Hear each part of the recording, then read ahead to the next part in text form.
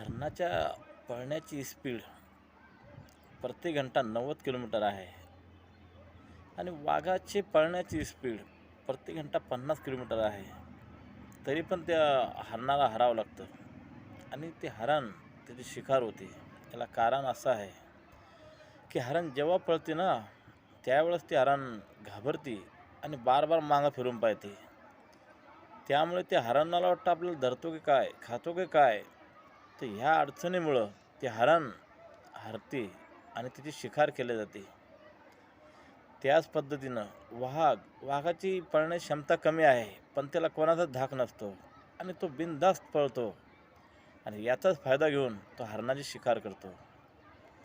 तर मित्रांनो, सांगायचं तात्पर्य इतकं आहे की आपल्यात एक कमी आहे. आपण गावाकडे काय करतो ना, की आपण कोणतंही काम करायच्या अगोदर 10 वेळेस विचार करतो. कोणी बोलन का? कोणी काही म्हणन का?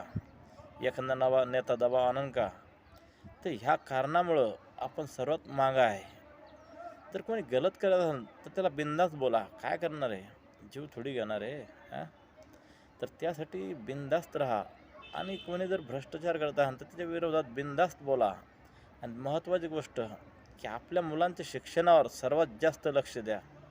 नेते तुम्हाला 5 वर्षे वापरून घेतील, बादमध्ये तुम्हाला ओळखणार पण नाही.